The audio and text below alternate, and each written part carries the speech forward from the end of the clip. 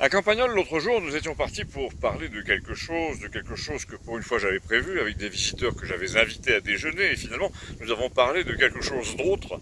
Vous allez voir, c'était un début d'après-midi un peu pluvieux. Il y avait Gustave, Maxime, mon ami ancien adjoint de la culture à Villeneuve, et son beau-frère un peu bizarre qui s'appelle Léon.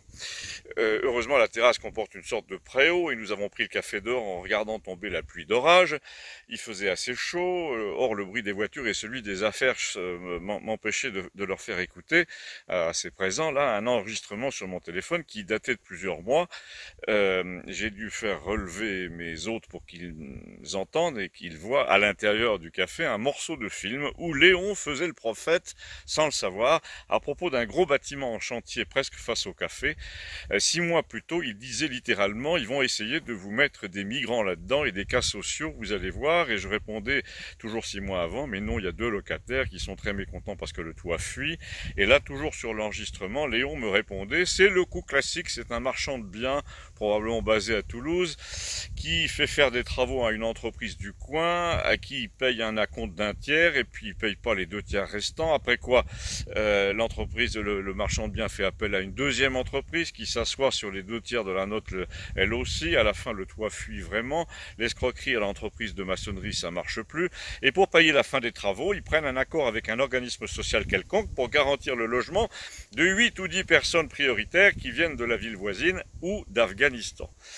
Et là, quand nous avons visionné ce passage que j'avais filmé par hasard avec mon téléphone 6 mois plus tôt, nous sommes allés nous rasseoir et j'ai raconté à Maxime et à Léon que ça s'était passé exactement comme ça, comme Léon l'avait dit, avec un raffinement supplémentaire qui faisait scandale au village, c'est que certains habitants ayant compris le stratagème essayaient en ce moment de l'enrayer en demandant un contrôle sanitaire des travaux. Ah bon, et pourquoi alors les ouvriers travaillaient sans masque, a demandé Maxime. Si, ils avaient un masque, mais ils étaient uniquement masqués parce que les ouvriers enlèvent en ce moment des plaques d'évrite ondulées très anciennes, donc friables, qu'ils balancent dans le jardin derrière, et que ça fait de la poussière d'amiante. Donc les gens du voisinage sont furieux, les paillettes d'amiante se promènent partout dans l'air, et ils ont trouvé ce prétexte pour faire arrêter les travaux. Et là, Maxime, l'ancien adjoint à la culture de Villeneuve, qui avait quand même l'habitude à la fois des procédures municipales et des caractères de maire dans le coin, a dit mais dans une histoire pareille, on se demande ce que fout votre maire. Eh ben, j'ai répondu rien, c'est simple, c'est ça le problème d'ailleurs. Sur les 2 premières entreprises de maçonnerie qui ont été truandées par le marchand de biens pour travaux, là, une était de Saint-Julien, pas loin d'ici, et une d'ici. Eh bien, tu crois que le maire aurait pris la défense d'une entreprise locale, donc des salariés, en faisant constater qu'on ne les payait pas, et que c'était une escroquerie en cascade, parce que ça va faire la 4e entreprise maintenant? Eh ben, que dalle, lui ai-je dit. Tu crois qu'il aurait mis en demeure le propriétaire de faire des travaux sur les 200 mètres carrés d'amiante de la toiture avec des précautions pour éviter les plaintes du voisinage? Rien non plus. Tu crois qu'il s'opposerait à la venue de 6 Afghans envoyés par une ville du coin? Rien encore. Et là, je pense même qu'il doit toucher une prime. Et Maxime a dit, vu le bilan, notre maire doit être macronien. Alors Gustave, qui n'avait pas encore parlé, s'est réveillé en entendant ce nom maudit. Il a dit, notre maire prétend qu'il ne veut pas entrer dans des contentieux privés. En vérité, s'il commençait à défendre sa population contre un marchand de biens de Toulouse, c'est le marchand de biens qui aurait la peau du maire, parce qu'il sait où téléphoner, lui, à la région et partout. Je le connais, ce maire, c'est pas le genre à faire copain-copain avec des Afghans parachutés, par amour du tiers-monde, je veux dire, mais il va accepter quand même cette affaire très très douteuse pour le village et introduire un véritable morceau de sel dans le gâteau socialement, parce qu'il travaille pour sa pomme et pas pour le bien commun. Pendant les dernières municipales, je vous répète, nous a-t-il dit qu'on aurait dû changer complètement de personnel dans les communes parce qu'on ne peut plus se permettre d'avoir des mecs comme ça à la tête des affaires. Ils roulent pour eux et pas pour la communauté entière. Les vieux d'ici te disent « Oui, mais en attendant, il a fait refaire la route qui mène aux fermes de Campestre là-bas ». Mais quand tu y réfléchis, personne ne s'aperçoit que c'est pas pour flatter les habitants de Campestre, le hameau lointain, c'est pour flatter l'entreprise qui refait la route et ses soutiens à la région qui disent il faudrait me faire travailler un tel, lesquels mecs de la région touchent évidemment des rétrocommissions pour leur parti politique, si c'est l'entreprise machin justement qui travaille sur les routes.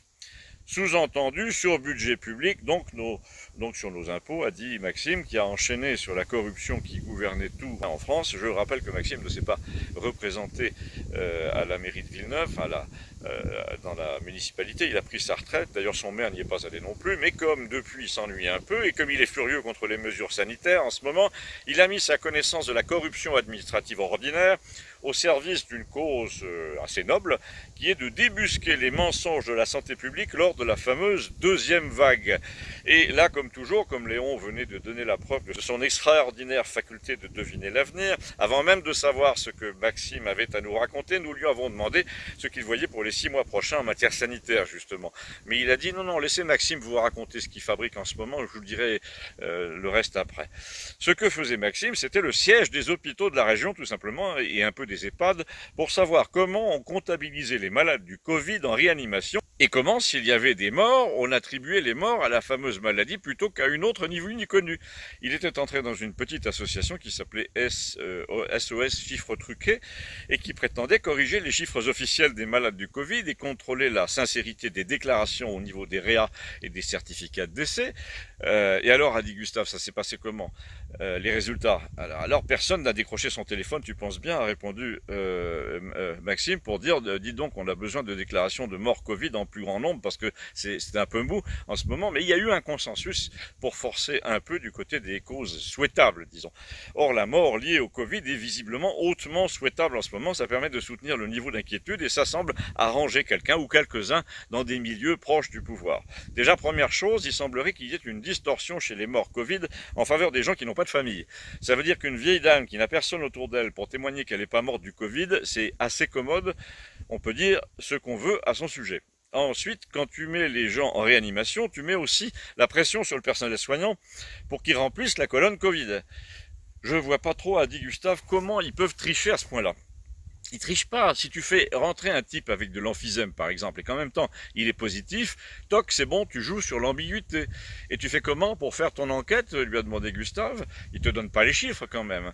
À moi, non, mais à l'hôpital de Villeneuve, ils les ont donnés à un journaliste que je connais. C'est un type très sympa qui a utilisé sa carte de presse pour demander à Santé publique France, pour une enquête, j'aimerais affiner le chiffre d'entrée en réanimation et demander à vos services quelles sont les précautions prises pour s'assurer qu'il s'agit bien de réa liés au Covid. Et j'aimerais savoir, sur la foi des chiffres fournis par quel service dans les hôpitaux, direction, unité de pneumologie, épidémiologie, etc.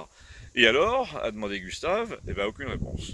Quand nous nous sommes pointés à l'hôpital avec les gars de l'association pour vérifier tout ça en comparant le nombre de morts annoncés avec les dossiers de patients, ben figure-toi que nous avions des alliés dans la place, parce qu'il ne faut pas croire que le personnel soignant, les infirmières notamment, soient toujours complices des consignes de l'agence régionale de santé.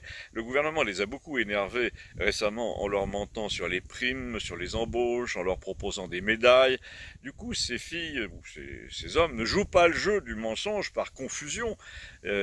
Tout ce monde-là te dit carrément, c'est le calme plat, on a eu un mort Covid indiscutable, un seul depuis le 1er mai, mais le reste, c'est des tests positifs et pas de symptômes, et la deuxième vague, c'est entièrement du pipeau.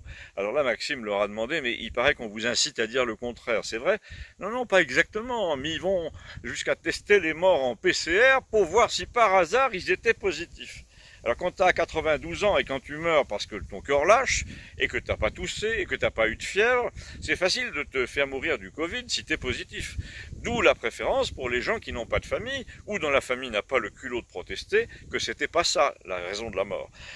Là, Gustave, qui affectait de douter pour pas avoir l'air trop complotiste et qui regrettait l'absence de l'abonné au monde qui aurait été un complément utile dans ce tableau, a dit heureusement que nous avons Léon qui va nous faire une prophétie sur l'évolution de la situation. Mais Léon a dit je ne vois rien, désolé, mais il a précisé tout de suite, enfin, je ne vois rien de ce côté-là. Et Maxime a demandé d'un ton assez doux pour ne pas le braquer, et on peut savoir de quel côté tu vois quelque chose. Eh ben, du côté mathématique, logique, mais encore. Moi, je vois une incohérence très très grave à propos du vaccin. Ah, moi aussi, a dit Gustave, on va voir si c'est la même. Non, non, a dit Léon, toi d'abord. Et donc, Gustave s'est lancé dans son explication. Un vaccin qu'on nous promet planétaire, nous a-t-il dit. Il y a même des tarés qui disent obligatoire. Ça me paraît quand même bizarre alors que la mortalité jusqu'ici est de 0,3-0,5% et qu'elle concerne principalement les vieux. Et Léon a dit, oui, oui, c'est ça, moi aussi je pense que quelque chose ne colle pas là-dedans. On vaccine pas tout le monde quand le risque concerne aussi peu de gens. Ils en font donc 100 fois trop. Le principe de précaution poussé à ce degré-là, ça cache forcément un autre truc. Lequel, Gustave a posé la question avec un peu d'ironie, parce qu'il sentait que Léon allait partir dans un délire mystique sur la politique sanitaire mondiale, contrôle des esprits et tout ça, et Léon a très bien senti qu'on allait se moquer de lui, mais il a dit, Gustave, nous n'avons pas les mêmes lunettes, mais nous observons le même phénomène. Hein. Moi, toi tu vois ce qui se passe, moi je vois ce qui va se passer, toi tu es pessimiste, moi c'est le contraire, mais on est sur la même piste en gros. Je suis content, lui a dit Gustave, que tu as des raisons de rester optimiste à propos de ce qui va se passer, mais justement nous en sommes curieux pour garder le moral. Et Gustave a précisé, d'ailleurs il ne faut pas croire, mais si moi je suis pessimiste, c'est seulement sur la nature humaine. Je pense moi aussi que la situation va s'arranger quand on se sera débarrassé de tous ces imbéciles, mais ce que l'on voit de la société en ce moment me rassure pas du tout. Ils écrivent par exemple tout peut s'embraser dans les journaux, tu dis qu'est-ce qui se passe, il y a le feu quelque part. Non, non, on te parle des rêves parties, des rassemblements. Alors tu te dis, mais où sont les résultats désastreux qu'on nous annonce? Où est l'embrasement dont on nous parle depuis qu'il y a des rêves parties et des fêtes privées et des puits du fou? Eh bien, il n'y en a pas, justement. Depuis la mi-mai, ils nous disent que la cata, c'est pour demain, c'est dans 15 jours. Résultat, rien. 19 morts par jour non vérifiés, comme le dit Maxime en ce moment. Et encore, quand il n'y a pas d'erreur massive, comme le 20 septembre dernier, quand Santé publique France t'annonce 312 décès, et puis un quart d'heure après, non, c'était 12. Il y avait, figurez-vous, une erreur de transcription. La semaine précédente, ça avait bondi à 123 morts contre 47 la veille. Là, il paraît que c'était un hôpital qui avait du retard dans la livraison des chiffres depuis le début du mois. Donc, il a tout balancé en bloc à ce moment-là. En fait, a dit Gustave, on se fout de nous. Et tu sais quoi, les 75 députés du parti au pouvoir là qui appellent en ce moment à la vaccination contre la grippe, tu te demandes pourquoi ils se rassemblent comme ça. Ils adressent une exhortation solennelle, mais c'est pour nous faire admettre l'autre vaccin, le futur vaccin. C'est une répétition générale pour voir si les gens sont assez dociles. Mais le pire, c'est le concert unanime de la presse et des éditorialistes qui te disent heureusement, les Français dans l'ensemble sont très disciplinés, ils comprennent la nécessité de porter le masque dans la rue, etc. Mais pas un seul d'entre ces journalistes ne te dit la vérité, qui est, en fait, les Français sont comme les Anglais et les Espagnols, ils portent le masque par crainte de l'amende, et puis c'est tout. Cette autodiscipline n'a rien d'auto, c'est une discipline imposée par le gouvernement à coup de trick. Il y a à peine 20% des gens qui le portent de bonne grâce, ce fameux masque. Les autres, c'est de force, c'est contraint et forcé. Il faut le dire, ça. Et là, Léon a trouvé que la conversation était mûre pour balancer son pavé de prophète philosophe. Il a dit, je crois sincèrement qu'une force un peu démoniaque est à l'œuvre parmi nous. Quand tu regardes la façon délirante dont ils ont sauté sur l'occasion de cette épidémie pour détruire la production, l'insouciance des enfants, l'indépendance des adultes, en quelques mois comme ça, tu te dis que tout ça est une véritable reprise en main par des gens qui ne nous veulent aucun bien. Ils sentent qu'on va se passer d'eux dans le monde futur, que moi j'appelle l'âge d'or, et qui est prévu par tous les textes avant l'apocalypse. Ah, dommage, a dit Gustave, que l'abonné au monde soit pas là, il aurait hurlé en entendant ce mot-là. L'apocalypse, dit Léon, c'est la révélation de ce que nous sommes, de ce que nous valons. Or, pour qu'elle ait lieu, il faut que disparaissent ceux pour qui nous ne valons rien et nous ne sommes rien. Et nous savons très bien en France quel est leur chef, puisqu'il l'a avoué dans ces termes. Léon n'a pas dit grand-chose de plus, mais d'un type comme lui qui avait échappé à tous les hôpitaux psychiatriques étant jeune pour développer une capacité personnelle mentale hors du commun, en calcul, et pour apprendre le piano tout seul. Cette certitude à propos du futur avait quelque chose de frappant et un peu de rassurant aussi. J'ai pourtant essayé d'objecter une chose du genre, on peut quand même pas dire que le système chinois ou japonais, par exemple, ignore l'intelligence. Et là, il a répondu par une chose étonnante, il a dit, non, mais je te fais remarquer une chose, les Japonais ont inventé, par exemple, les synthétiseurs et la musique électronique. La maison Yamaha a fait des pianos à l'acoustique éblouissante. Ils ont des classes de pianistes de 50 élèves, mais ils n'ont pratiquement pas de compositeurs. Eh bien, c'est ce monde-là qui va disparaître. Celui qui ne fabrique que des interprètes par millions. Et il le sait, ce monde qui va disparaître. Il se débat en ce moment en confinant sa population, la population générale, parce qu'il sait que ce sont les autres, les créateurs, qui gouverneront demain. Et ça vaut mieux, parce qu'une civilisation livrée aux interprètes n'interprète qu'une seule partition, celle du prince de ce monde, celle du diable. Créer de la richesse, des robots, des transhumains, des gens qui vivent 200 ans, c'est le diable. La seule chose qui manque dans les livres de George Orwell, c'est lui, c'est le diable. Et moi, a-t-il dit, j'ai l'intuition de sa présence à chaque fois que j'entends parler notre président Macron. Il est l'interprète de quelqu'un. Alors là, Gustave a bu une gorgée de bière, il a répondu, surtout n'en dis rien à personne. À bientôt, merci.